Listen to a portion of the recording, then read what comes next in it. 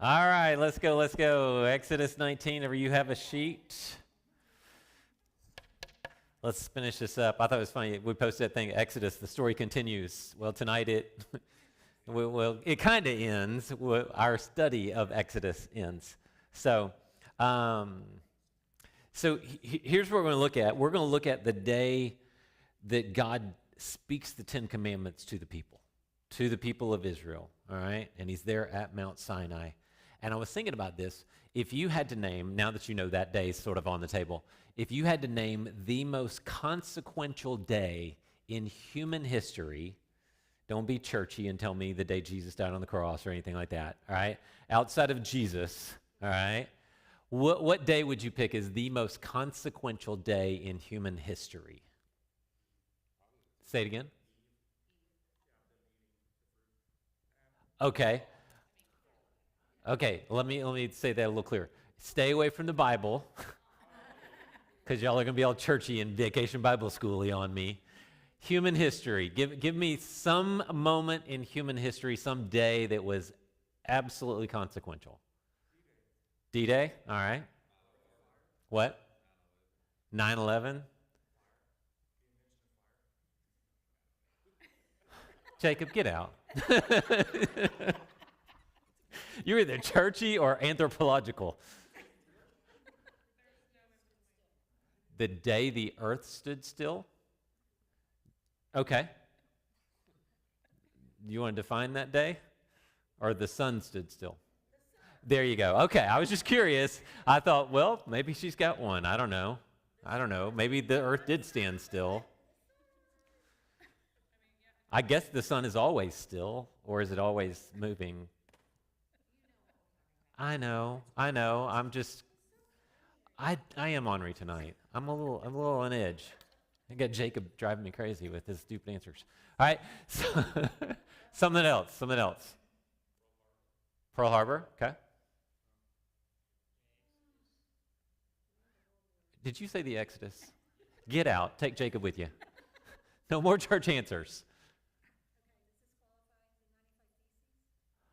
Okay, the day Martin Luther nailed the 95 Theses to the door. Okay. No, that's not churchy. No, it's actually churchy, but not biblical. So, no one's going to American history? Imagine being in the room in Independence Hall in Philadelphia on the day the Declaration of Independence is signed. And just have that moment and then go, look at what it's turned into. And I'm just a constitutional American history nerd, so. Actually, I went through there. What were we doing? Oh, I was in New York, and I had to get back here to preach. So I did planes, trains, and automobiles, literally. Yeah, because that's me. So I took a bus from New York City to Philadelphia. Yeah, it was Greyhound. So, interesting people. And then I took a train to the airport in Philadelphia and took a plane to Dallas, and then drove from Dallas here, and then got up the next morning and preached. I was like, woo! So, but I was sat in the room in that room where it was signed. I thought, this is such imagine being there in this moment and going, seriously, y'all have no idea what this is going to turn into. You have no idea what this is going to be. All right? So, and I want to drop you into this day. Imagine being there on the day God speaks the Ten Commandments. All right? This is something everybody knows about. That cultures, literally moral codes, laws of every country in the world has been shaped by this moment in time. And I just want to kind of drop you into this moment, and let's just kind of study this and look at this and go from there. Sound good? All right, so Exodus 19. In the 3rd month, on the same day of the month that the Israelites had left the land of Egypt, they entered the wilderness of Sinai. All right, so if it's the 3rd month and it's the same day, how long have we been gone? How long has it been since the Exodus from we're at Mount Sinai, we're going to get the 10 Commandments 3 days from now? Not 3 months, because it is the 3rd month, the same day. What day did they leave? Somebody help me with this. We get the animal on the 10th. We kill the animal on the 14th, paint the door frame, Passover. The next morning, the Egyptians say, get out, go away, here, take all of our stuff. So they leave on what day? The 15th, okay? So anytime you see the 15th, all right, you know that's what it's going to be, all right? And this is the celebration of the Feast of Unleavened Bread, all right? Passover is the 14th. Feast of Unleavened Bread is 7 days, 15th through the 22nd, because they eat what? Unleavened bread, because they did not have time, because they left in a hurry, okay? So third month, 15th day, which means now that is the third month. We left in the first month, then we had the second month, and now this is the third month, 15th day. So how long has it been? 2 months, okay? Everybody with me? Okay. So now, and I've told you this many times, in Old Testament Hebrew writing, the author will give us a summary statement, and then he'll come back and fill in the gaps. Verse 1 you should see as that summary statement. Third month, same day, they left the land of Egypt. They entered the wilderness of Sinai, period. All right? Now let's fill in the gaps. After they departed from Rephidim, they entered the wilderness of Sinai, camped in the wilderness, and Israel camped there in front of the mountain. Now when it says the mountain, all right, which mountain are we talking about here? Mount Sinai, okay? And God had told Moses, here's a sign so you will know that I'm the one who called you. I'm the one who sent you. I'm going to bring your people out because you will come back to this mountain, all right, where the burning bush was, and you will worship me on this mountain. And now he's come full circle. And imagine what it's like to be Moses and you're standing at Mount Sinai and going, whew, that was a wild 3, 4, 5, 6 months, whatever it was. What a ride. But imagine your faith. When God says, go get my people out of Egypt, and I'm going to bring you back here in this moment, and you wind up at that mountain, and what are you thinking? I don't know if I can trust God. I don't know if God's big enough. Did he have any doubts when God told him that? When God told him, go get my people out of Egypt, did he go, okay? No, he had constant doubts. Now how is he? Now what's Moses' faith like? All right? So when you experience God working over and over and over, you need to write it down. You need to lock it in because now his faith is here. How is the Israelites? How is the Israelites' faith? Are we okay? We're struggling, okay? But again, and Ashley referred to this on Sunday, how long have they experienced this God? Very short period of time. And they've had like 80-something years of slavery. And now they've seen all the miracles, these plagues, and then the Red Sea, and then the manna, and the quail, and the Moses picking up trees, and hitting rocks, and water everywhere. And he's seen all this stuff. Are they getting closer? How do you think they're doing? Are they moving forward, or are they pulling back? Yeah, in just the development of their faith. Okay, you want to go with growing? Anybody argue with that? It's getting better or getting worse?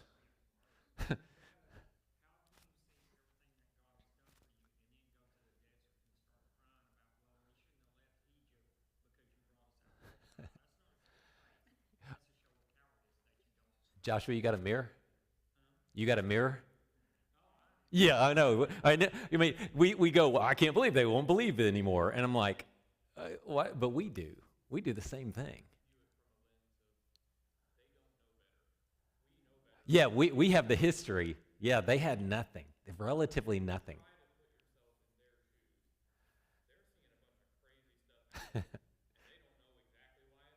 Yeah, yeah.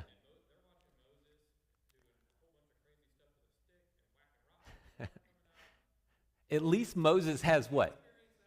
Moses has that communication with God. We have the Bible to kind of back us up. But they had what? Nothing. They had Moses and 6 months maybe of, whoa, that was wild. That was crazy. Okay. They're getting better. Well, I think they're building up a sort of a foundation of faith. And I think that's where we should all be. There should be a foundation to our faith, and we should be growing on top of that, all right? Okay, 3. This is really kind of funny to me because they get to the mountain, and God says, Moses, come up here. And he comes up here, and he goes, go back and do this. And he goes, Moses, come back up here. And all of a sudden, he goes back down. And he says, Moses, come up here. And it's like, God, can't we do this in one ride? Because I'm tired of going up and down the mountain here. Because if you've ever seen kind of pictures of what they think is Mount Sinai, it's not like a hill that you kind of saunter up. It's like sheer face, rock kind of thing where it's like death-defying thing up to the top of this just desert mountain, okay? And so 3 starts it. Moses went up the mountain to God, and the Lord called to him from the mountain. He says, this is what you must say to the house of Jacob, all right? Jacob's name is what? Nickname is what? Israel. So Jacob, Israel. Don't get confused on that. You shouldn't. And explain, unpack, announce this to the Israelites. Here's what you're supposed to say. You have seen what I did to the Egyptians and how I carried you on eagle's wings and brought you to me. Now, if you will listen to me and carefully keep my covenant, you will be my own possession out of all the peoples, although all the earth is mine, and you will be a kingdom. You will be my kingdom of priests and my holy nation. These are the words you are to say to the Israelites. It's really interesting in 1 Peter. He mentions this exact language, this idea of kingdom and priests. All right? So Peter, this good Jewish boy, is writing to these Asian churches, not Asian as in Oriental Asian, but Middle Eastern churches, all right? That you guys, it's not just the Israelites, but you guys as well. You are brought in. You are grafted into this kingdom of priests, all right? So just an interesting point that he ties it together. So Moses has his language, his talking points, and when they go down, when he says, you've seen what I did to the Egyptians, what are they going to say? No or yes? Yeah. We're still not sure what to think about it, but yeah, we saw everything, all right? And if you'll listen and keep my covenant. That's all they have to do. All they have to do is keep that covenant. And God says what? You'll be my people, my possession, and my kingdom. 7, after Moses came back down, he summoned the elders of the people and set before them all these words that the Lord had commanded. Then all the people responded together, what? No, that's too hard. I have travel ball that weekend. I can't play. Sorry. We will do all that the Lord has spoken. So Moses brought the people's word, what? Back up the mountain. Okay, God, they said we're all good, all right? Then the Lord said, so Moses brought the word back up to the Lord. 9, the Lord said to Moses, I'm going to come to you in a dense cloud so that the people will hear when I speak with you. Remember these words. They will hear when I speak with you and will always believe you. What's God trying to do here? He's establishing Moses' authority one more time, but in a very emphatic way. All right? And you'll see this the way it plays out. Then Moses reported these words to the Lord. Then Moses reported the people's words to the Lord. So evidently he's repeating, yes, we will do all this. In verse 10 it says, and the Lord told Moses, go to the people, go back down to the people, and consecrate them today. Make them holy today. Set them apart. Make them uniquely holy apart today and tomorrow. They must wash their clothes because they've been in the wilderness for how long? 2 months. Imagine walking through the Sinai wilderness for 2 months, and God says, hey, we're going to church in 3 days. You may want to wash your clothes, all right? I don't know if some of y'all grew up country, but Saturday bath night, all right? Wait all week, got to get your bath on Saturday night, right? So you ready for church? Jeremy, you can identify with that. All right, wash your clothes. Be prepared by the 3rd day, for on the 3rd day the Lord will come down on Mount Sinai in the sight of all the people. Now, again, this day, how insane was this particular day that God himself comes down onto the earth, all right? And it's going to get bigger than that. So I'm going to come down on Mount Sinai with all the people. 12. So here's what you need to do to prepare for me coming, all right? This is like Secret Service stuff coming out here. But put boundaries for the people all around the mountain and say, be careful that you don't go up the mountain or touch its base. Anyone who touches the mountain will be put to death. Not you will die, you will be put to death, okay? Very interesting distinction. No hand may touch him. Instead, he will be stoned or shot with arrows. No animal or man. So if your dog runs off, all right, sorry, Spot, you're tough luck, all right? But when the ram's horn sounds a long blast, then they may go up the mountain, which means God has departed. You may now go onto the mountain. Okay, now why not touch him? 13 says no hand may touch him. So how do you put to death the one who crosses the boundary and starts to go up the mountain? Which is going to be a non-issue because they're so scared when God actually starts speaking. No one starts running up the mountain, okay? You stone them to death, so it's like, okay, we got a runner. So one guy starts running, and what do? Everybody grab a rock, and let's just start throwing rocks at him. And if the arrows, the archers are there, you go, all right, Bob's at it again, all right? All right? Because you can't go grab him. Why? Because now you're on the wrong side, okay? Now you're in no man's land, all right? And they will throw rocks at you and shoot arrows at you until you die, all right? Basically, don't cross this line. I am holy. You cannot cross this line, period, okay? We should understand that's our holiness problem right there. 14, then Moses, what? Came down from the mountain to the people, consecrated them. They washed their clothes, and he said to the people, be prepared by the third day and do not have sexual relations with women.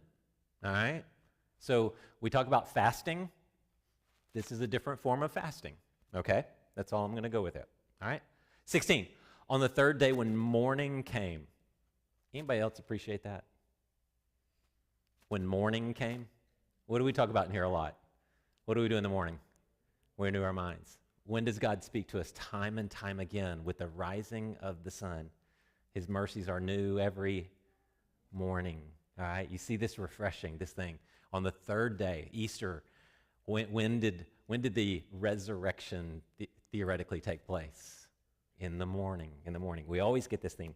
There was thunder and lightning and a thick cloud on the mountain and a loud trumpet sound. Now, where'd the trumpet come from? Who's blowing the trumpet? We don't know. An angel. That's where I'm going with the angels. Gabriel is blowing his horn, all right? Not that Gabriel's ever pictured with a horn anywhere in the Bible, but that's okay. We'll just roll with it, all right? Sure, sounds good. It's in First Opinions, all right? So that all the people in the camp shuddered. They're shaking. Literally, they're shaking, okay? So, again, put up boundaries so no one goes up onto the mountain. So the lightning, the thunder comes, all right? Thick cloud comes on the mountain. A trumpet starts blaring out of nowhere.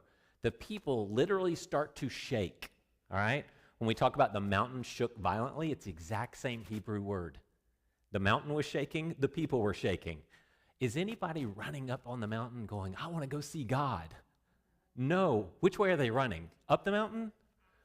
As far as now, I like this, 17, and you got to be me to appreciate this. Then Moses does what? What word do you have? Brought the people out? Picture this for just a second. Lightning, thunder, dense cloud, trumpet from nowhere. People are freaking out, and Moses brings the people out of the camp. Now, what does that look like? Is he going, all right, everybody, walk this way, like tour guide, everybody see this way, go over here? When he brings them out, what imagery do you have? Dragging them. No, I ain't going, no, don't make me go. He's like, your feet dragging, all right? But Moses brings the people out of the camp to meet God. People, Israelites, 2 million of you. God, 2 million Israelites. They're literally meeting. So what does this tell you about their experience and their understanding and their encounters with God? They're meeting him for the first time. He brings them out so they can meet God, which tells you what? He knows God. He's known God. He's met God. He's had this. And now they have this moment of meeting God. On what day? This third day. This third day. Don't get weird about third day on that one. All right? Don't do that. We don't need to do that. Okay? It's cool enough on its own. All right. So Moses brought the people out of the camp to meet God, and they stood at the foot of the mountain. Mount Sinai was completely enveloped in smoke because the Lord came down on it in fire. Okay, that's let's say consequential day, okay? God himself descends onto the earth in fire. What does that look like? Scary. Yeah, I would go there, all right? Imagine the entire heavens, all right? This fireball is coming down and it lands on the mountain you're standing at the foot of. Again, anybody running up the mountain at this point? No, okay? So smoke is going up, fire is coming down, smoke went up like the smoke of a furnace, and the whole mountain shook violently. Again, he had to bring them out to this.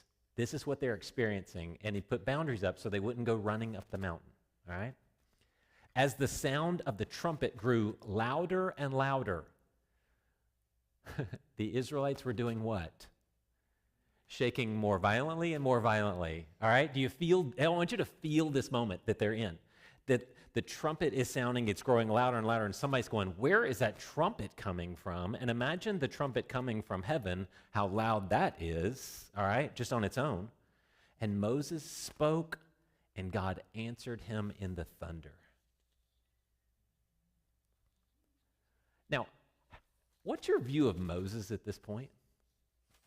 That you're standing there shaking in your boots because you got thunder, you got lightning, you got a dense cloud. God himself descends in fire. The entire top of the mountain is covered. This trumpet is blowing, and it keeps getting louder and louder and louder. The entire mountain is shaking from the presence of God descending onto it. And then this guy that's been leading you for a couple of months, it's been doing cool stuff with his stick, starts to speak to this God. Now, why didn't you speak to God?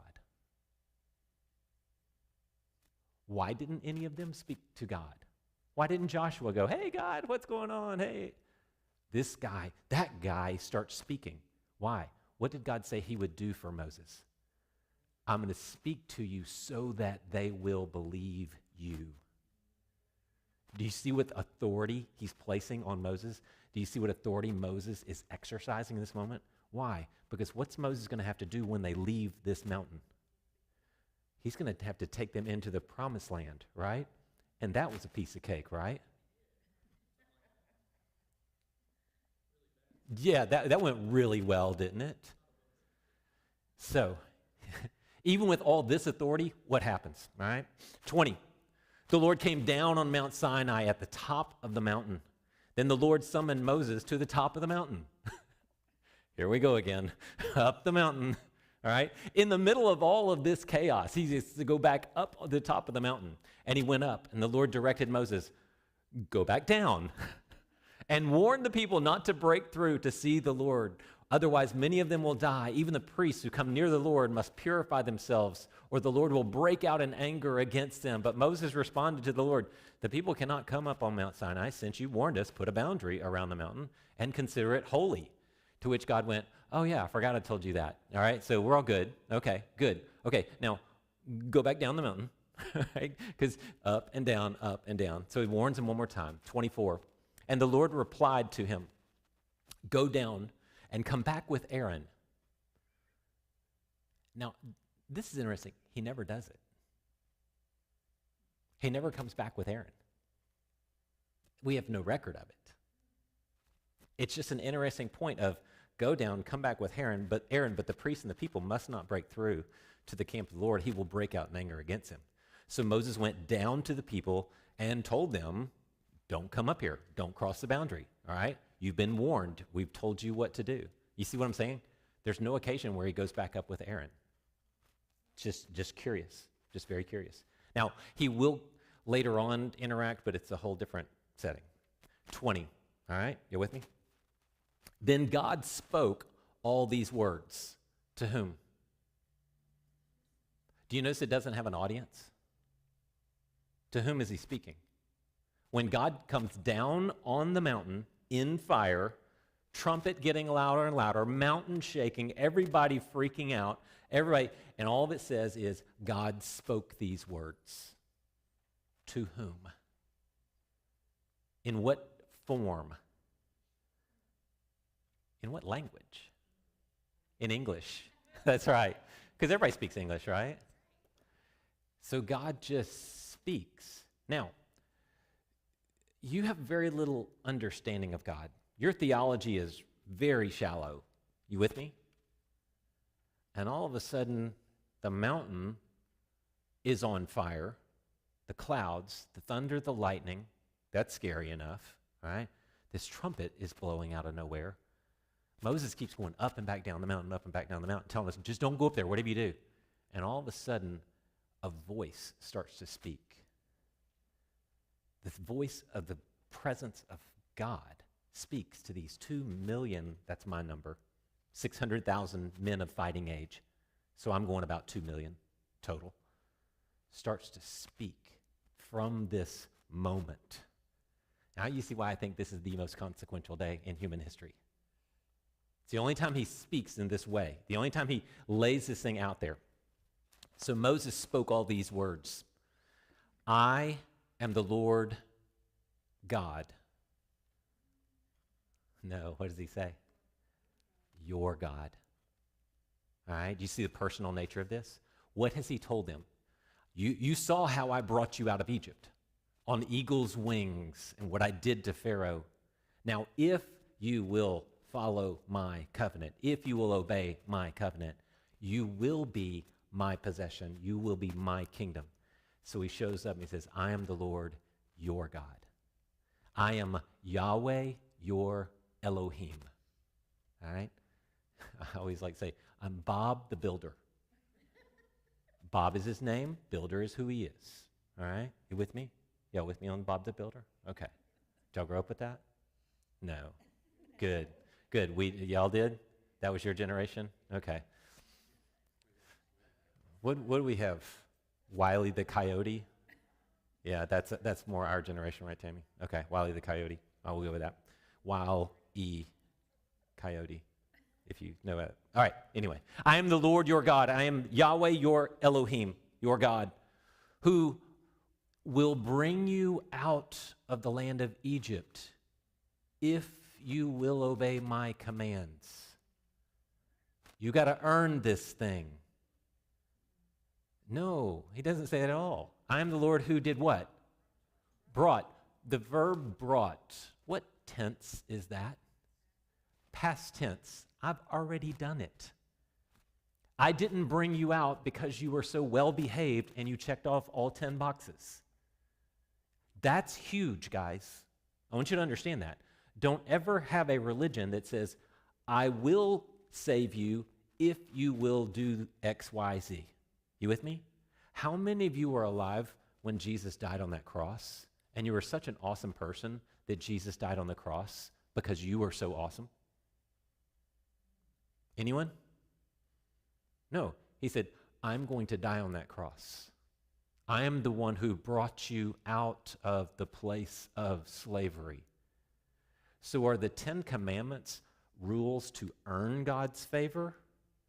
Or are they expectations because you've already received God's favor graciously? You with me? At what point did God go, man, look at the Israelites. Look how good they are and how well they make bricks. And look what a loving people they are. I think I'll go get them out of slavery. No, why does he bring them out of slavery? Because he said he would. Because he loves them, because he made a covenant with Abraham, Isaac, and Jacob. And he is a God who will fulfill his covenant promises. Not because of the way we behave, amen? Don't ever lose sight of that, okay? That's huge. That's why I always come back to this when I talk to people about their faith. all right, or when I talk to them about salvation. It is not a result of how well you behave. Don't ever go down that line, because this proves it right here. I'm the God who's already brought you out, and my 10 commandments are my expectations of you, the people I brought out. Number 1, do not have other gods besides me. What do you have? Besides, before? Okay. The crazy thing about this little preposition and this Hebrew preposition is it can mean pretty much everything. Before me, around me, near me, beside me, other than me. It literally can, it's used in every single form, okay? The Greek on this is more the idea of but. Have no other gods but me. And in that way, it means beside me or besides me. So if you say, have no other spouse besides me, you get one. That's all you get. All right? This is how we're going to play this. And I like the Hebrew on this because it says, have no other gods. Again, it's every sort of preposition on, around, near, before, panim, my face. Don't bring somebody else around my face. Don't bring it in my presence. All right? I am the only God you will have. And if you have any other gods, you don't get me. All right? Commandment number 2. Do not make an idol for yourself, whether in the shape of anything in the heavens above or on the earth below, maybe like a calf. 12 chapters later, all right? Below or in the waters under the earth. You must not bow down to them or worship them, for I, the Lord your God, am a jealous God, punishing the children for the father's sin to the 3rd and 4th generation, punishing sin to the 3rd and 4th generation of those who hate me, but showing faithful love, hesed love, to 1,000 generations of those who love me and keep my commands. So the simple rule is what? Keep the stinking commands. Just do this. Now, this is where the Pharisees come into play. The Pharisees come into play around 500 BC. And they're like, hey, we broke the rules. We got put in timeout for 70 years in Babylon. When we get back to Israel, everybody's following the rules. You're following the rules, and you're following the rules, and you're following the rules. If we don't follow the rules, we're writing your name down and turning it into the teacher. All right? And what did they become? These people who wanted everybody to love God by keeping his commands, and what did that create in them? This moral superiority, legalism of do, or God's going to be mean. God's not going to like you, all right? And we can very easily move into that. So be careful with that. All right, 7. Do not misuse the name of the Lord your God, because the Lord will not leave anyone unpunished who misuses his name. Hate this translation. Hate the idea of misuse, all right? Because what do people do with this? Do not take the Lord's name in vain. So if you say what words, you broke this commandment. No. So God says, you will be my possession, and you will be my kingdom. And I'm going to give you my name. I will be your God. You will be my people. You will be called by my name. Okay, now, anybody married in the room? All right, those of you of the male persuasion who have gone through this, all right, you took your name and you went, I would like to give you my name, meaning my provision, my protection, my love, my care. You will be, careful, be nice. In an ideal setting, let me say it that way, all right, this is what the husband does. He gives the name. Someday some boy's going to give you his name, right? Someday. Don't talk with Megan, all right? So this is the idea. And so when I say misuse the name, it just, I don't like that, all right? This is, God said, I will give you, you will be called by my name. Now, how do you not receive, this is the word for receive. It's actually the word nasa, which I always remembered in Hebrew class because NASA means you lift up. So I will take up the name. Ashley took up the name, last name Rainwater, all right? So she took up the name. Now, if she takes up the name in vain or falsely or empty, that's what this word can mean. False, I took it, but I didn't really mean anything. Or empty, has no value. What if she acts in a way that is vain? The name that she has agreed to is taken in vain. Then she will act how? Will she act in a way that honors me and my giving of my name? So do you see the idea of the marriage? Do y'all see the idea of the marriage relationship here and the exchange that takes place? Okay? And this is so huge because I think we miss this, all right? And this is something I always kind of put into wedding services when I do weddings, like I'm doing in 2 days, all right? So I'll do a wedding here in 2 days, all right? And I will challenge the guy. I will say, are you giving your name to her? And are you receiving his name? Do not take his name in vain.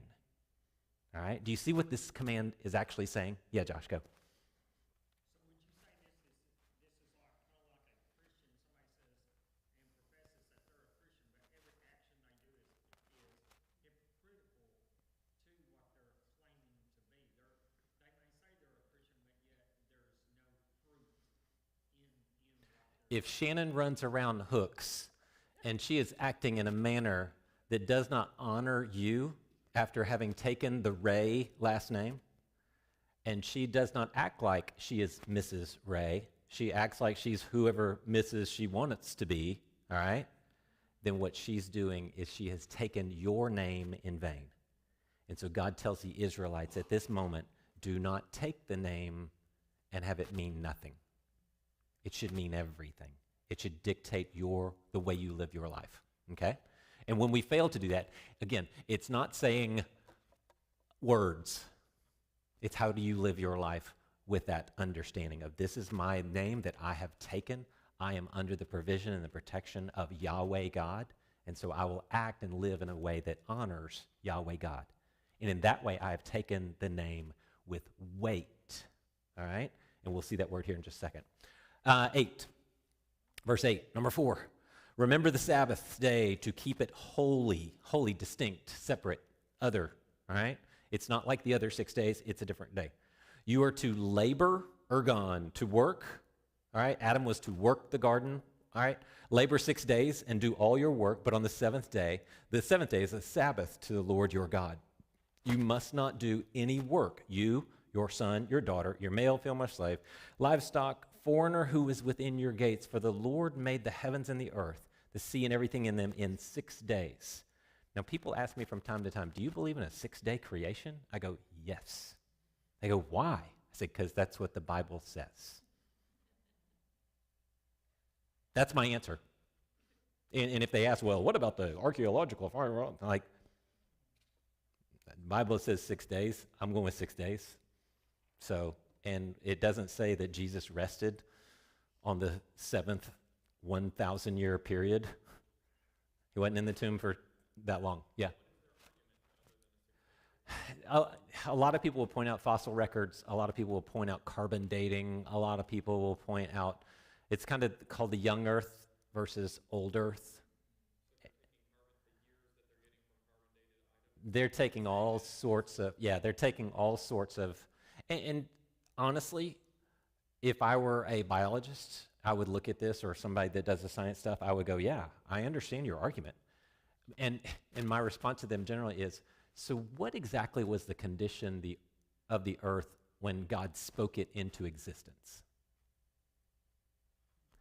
I say, have you ever walked into a movie and the characters on the screen are like adults?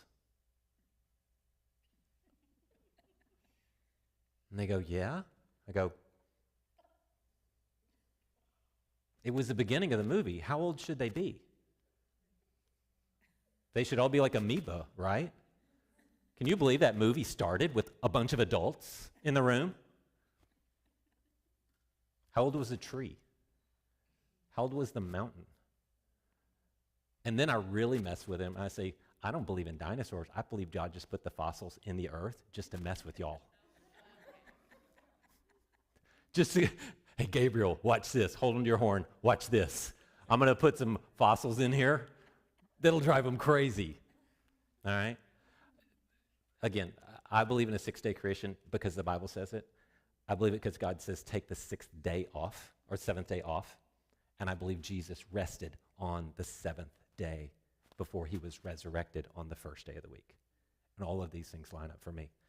And I just like the thought that God could do it in 6 days just to prove that he could do it. So, and I'll always choose the power of God in this.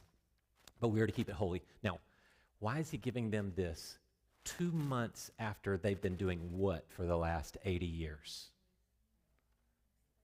Making bricks. How often? Every single day. God said, hey, here's the thing. Why don't you take a day off? And what did they turn it into? Don't do anything. I saw you. You got up. You moved around. You're harvesting wheat and eating it on the Sabbath, Jesus, because he picked some grain and just went, oh. You can't walk farther than 0.7 miles. What? What if I just want to take a walk? He said, don't do your work on the Sabbath. But hey, just enjoy the day. But what do we do with it? What do we do with religious rules? What do we turn them into?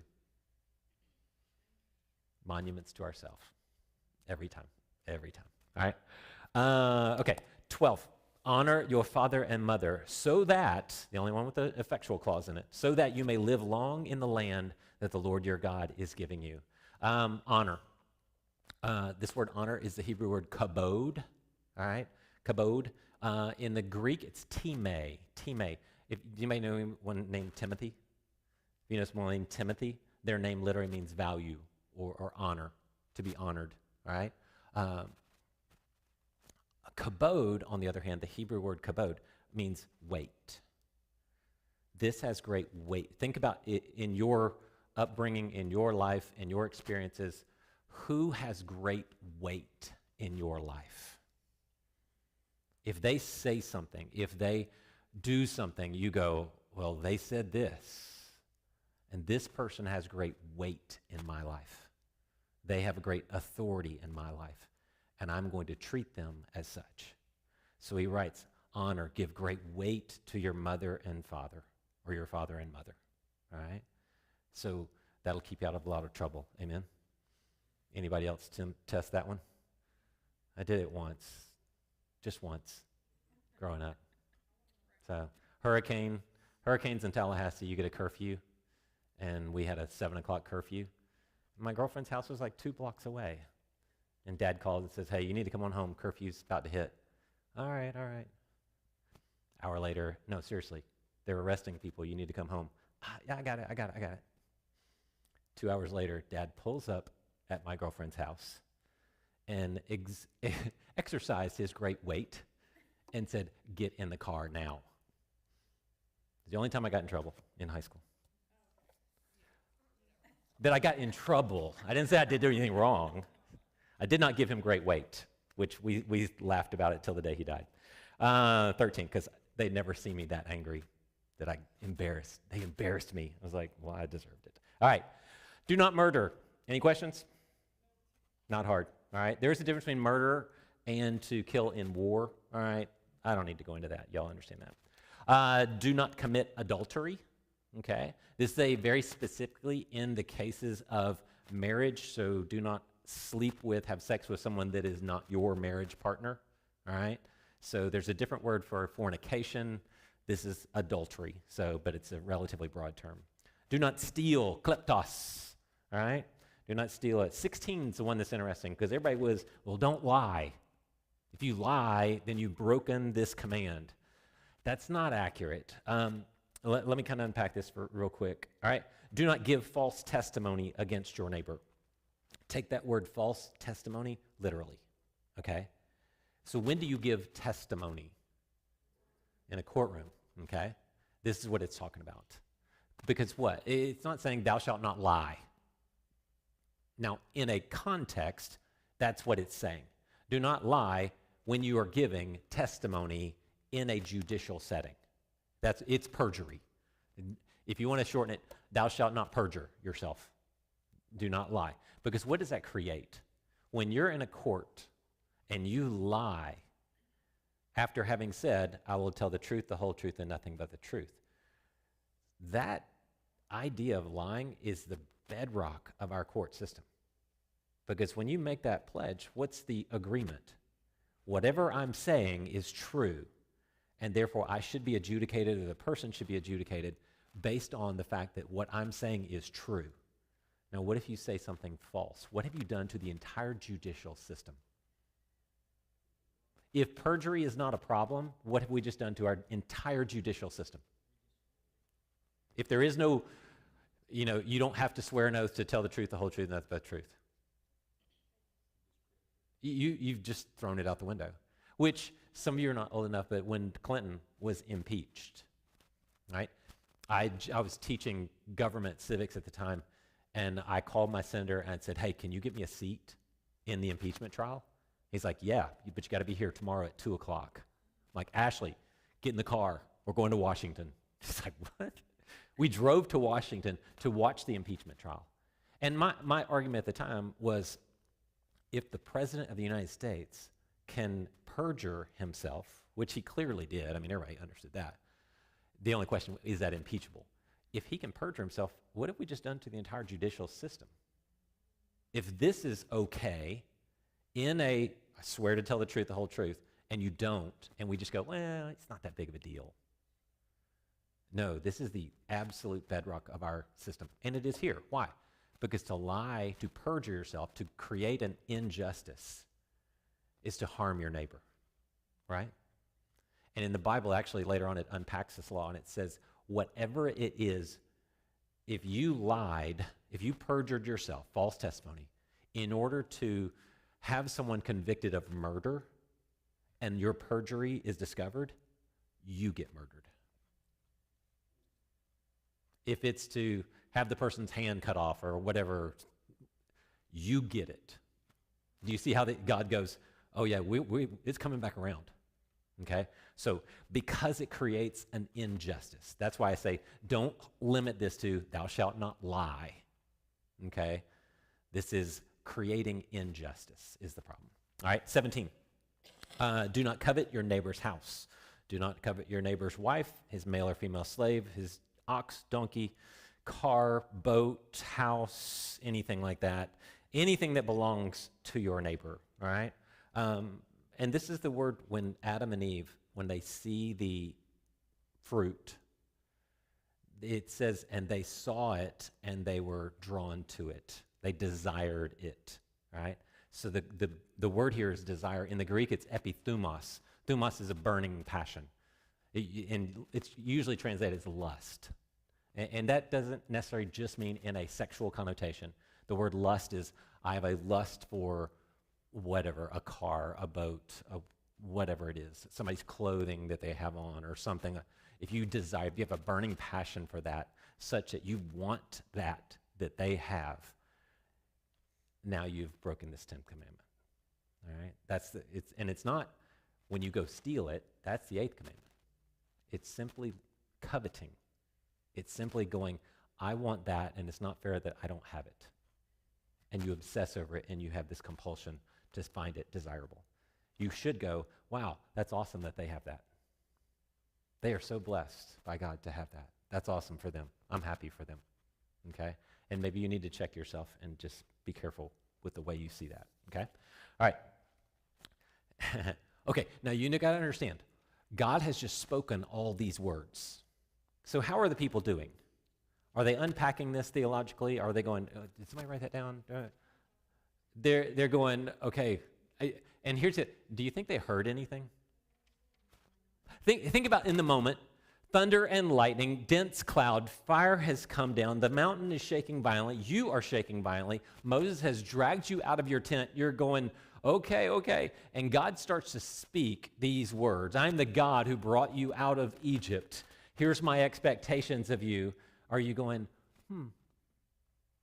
I don't think you hear anything. I don't think I would have heard anything. I think I would have just heard loud and scary. And so all the people, verse 18, all the people witnessed. They saw, ra'ah, beheld the thunder and lightning, the sound of the trumpet, and the mountains surrounded by smoke. And when the people saw it, they trembled and stood at a distance. Does it say anything that they heard God's words? No, not one mention of hearing anything, all right? And they said, you speak to us. They're talking to Moses. You speak to us, and we will listen, they said to Moses. But don't let God speak to us, or we will die. Now, I think Moses thought that was a little funny, personally. Oh, I'll go tell God you're not allowed to do that. The people said, don't let God speak to us anymore. What were they actually saying? Don't let God. You speak to us. Let's don't go this route ever again, all right? Because imagine the awe of this moment.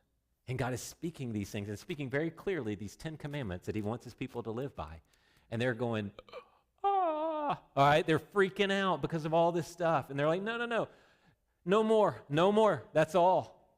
And the interesting thing is, God never speaks in that manner ever again until we get to what? The baptism. This is my beloved Son in whom I'm well pleased. And then the transfiguration, same words. All right? But it's only this moment, and the people say, no more. And God went, all right. 20, Moses responded to the people, don't be afraid. Fear not. People always say, do not fear is in the Bible 365 times. I think 364 of them, the people are like, are you kidding me? I am going to be afraid because of that, and the angel showed up, and I'm freaking out, and you're telling me do not be afraid, because that really helps, right? When somebody tells you, don't be afraid, like, yeah, anyway, do not be afraid, for God has come to test you, all right? He's already said this once before. He wants to know if you'll follow his instructions. This is the test, so that you will fear him and will not sin. And the people remained standing at a distance, and Moses approached the thick darkness where God was. Again, you're standing there, you're watching, and Moses starts to walk up the mountain.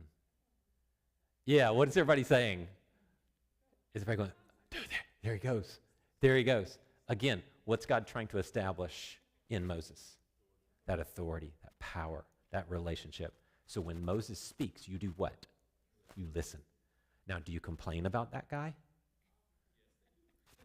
That was a loaded question, wasn't it? Do you or should you? All right? You do. You do over and over and over to a point where Moses is like, what? I'm done, God. But Moses keeps coming back and defending them time and time and time and time again. Okay, now, if you have your Bible, go to chapter 24 real quick. Let me touch base on this real quick. So in the end of 21, 22, 23, he's just going to give law. So the 613 laws in Judaism, many of them are found in that backside of 20 through 23, okay? Just very basic laws. And this is the covenant. Remember, he says, if you'll follow my covenant, if you'll listen to my covenant. In 24:1, he says, then he said to Moses, go up to the Lord, you, Aaron, Nadab, and Abihu, which is Aaron's sons, and 70 of Israel's elders, and bow and worship at a distance. Moses alone is to approach the Lord, but the others are not to approach, and the people are not to go up with him. And Moses came and told the people all the commands of the Lord, all the ordinances. And the people responded, we will do everything that the Lord has commanded. And Moses wrote down all the words of the Lord. He rose early the next morning, very important, set up an altar, 12 pillars for the 12 tribes of Israel at the base of the mountain. Then he sent out young Israelite men, and they offered burnt offerings and sacrificed fellowship offerings to the Lord. And Moses took half of the blood, this is important, took half of the blood of these offerings, set it in basins. The other half of the blood he sprinkled on that altar that they built at the base of the mountain. He took the covenant scroll and read it aloud to the people, meaning all the laws, starting with the 10 Commandments into 21 through 23. And they responded, "We will do everything and obey all that the Lord has commanded." And Moses took the blood, sprinkled it on the people, and said what? "This is the blood of the covenant that the Lord has made with you concerning all these words." Does that sound familiar? This is the blood of the covenant. Why is that familiar? Because 1,500 years later, on the night before Jesus crucified, he says, "Take this cup and drink. This is the blood that establishes the covenant." Okay? And covenant have commands. The first covenant, the old covenant, had 613, starting with the 10. The new covenant that Jesus initiates the night before he's crucified, all right, Jeremiah 31:31, same idea, all right? This is the blood of the covenant, has one command. "A new command I give to you, that you are to" what? "Love one another." That's it. And are we supposed to do this command so that God will love us? No, we're to do this command because God already has. Always remember that. Always, always, always remember that. That Christianity is a religion not of obligation, but of expectation. And God expects to be worshiped. He expects to be given weight, given honor. Okay? Any questions? We will take the next 2 weeks off to let y'all get school done and May done and everything done and my brain to relax for 2 weeks. On June 4th, we will have business meeting, church family meeting, just good timed Q&A, whatever we need to take care of. All right? That'll be a good time. We'll kind of celebrate what God has done in the last 6 months or so. And then on the 11th, we'll start back. I think we're going to go a 3-week, 3 weeks on, 2 weeks off, July 2nd and 9th. And then we'll come back with the back 3 weeks, because July the 4th is right in the middle of all that, so people take off. And then the back 3 of July, and then start up a new series once school gets rolling again. Okay? That's the plan, at least. So, and I'm still praying about where we're going. May go John, may go Colossians. I may do a comparison between Colossians and Ephesians and just kind of let y'all see these sister letters that were written from prison. I think that's kind of where I'm leaning. As we prayed about it last night, I went from John to that. So anyway, all right, no more questions. Good. I hope y'all have learned a lot in the Genesis and into the Exodus. I would encourage you very strongly to basically skip the rest of Exodus. Hit chapter 32, 33, the golden calf. Skip the rest, because it's like, here's how you build the tabernacle, and here's how we built the tabernacle. And then, so it's a lot. And then jump right into Numbers and start to roll through that and get some of the stories there, and you can see the rest. All right? Let's pray and we'll go. Father, I thank you for just an opportunity to study your word. I thank you for just the people who have literally risked their lives, given their lives to protect this beautiful scripture, how they have studied and pored over this and written this in secret places and in caves and in communes and all of these places, so that it could be dispensed down to us today, so that we can study and know and understand the beauty of all that you are doing in this moment.